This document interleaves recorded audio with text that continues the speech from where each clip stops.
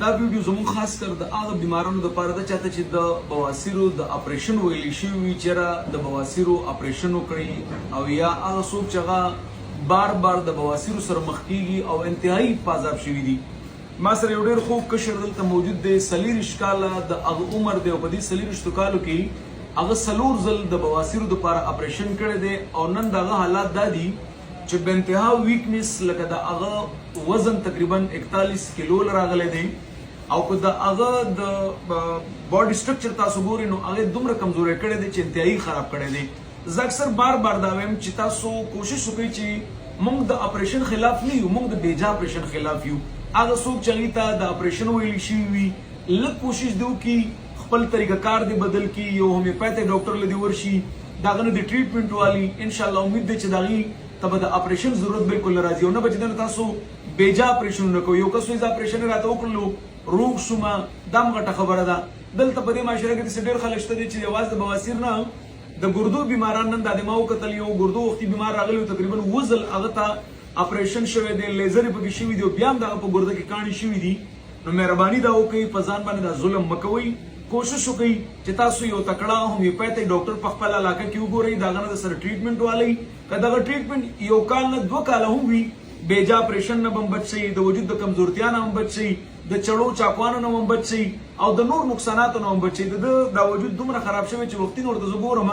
او انتهایی زه خفه کړم، بار بار کله ورته لیکل کوم بیا دوباره ورته مخ راواړوم چې لکه دومره ښکلی ماشوم او هغه نن دغه حالاتو له راغلی دی چې 40 کاله د عمر د په دغه 40 کالو کې دا بالکل چې دا اوچ شوی دی، کمزوری کړی دی، انتهایی خراب کړی دی. نو داسې بیماران چې هغه د بواسیرو سره مخ دي، هغوی ته د بواسیرو تکالیف دي او هغه بار بار په دغه اپریشنونو باندې ور روان دي یا چاته اپریشن لیکلی دی، نو کوشش دی دا وکړي چې په ډېر لږ وخت کې هغوی دغه مسله را کنټرول کولی شي او لږ غونته کې چې علاج ورسره مزید وکړي نو هغه که چېرته د هغوی وینه راځي، که د هغوی کلمه راوځي، که د هغه د ډکو امتیاز ځای سره غوټې دي، که د دې نه علاوه خارښ دی ورته، که سوځې ده ورته، که انټرنل هیمورایډز دي یا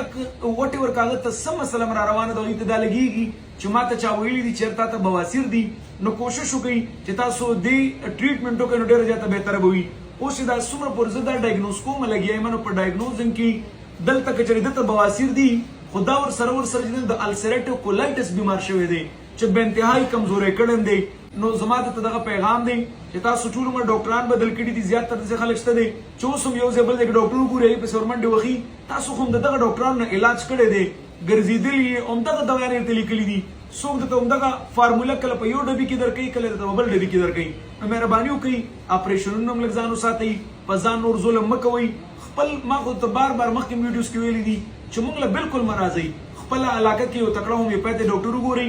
ډېرې لږې پیسې به هم ستاسو ولګېږي، ډېر لږ وخت به هم ستاسو ولګېږي او ډېر په اسانه سره به تاسو بغیر د اپریشنه خپل بواسیر کور کولی شئ.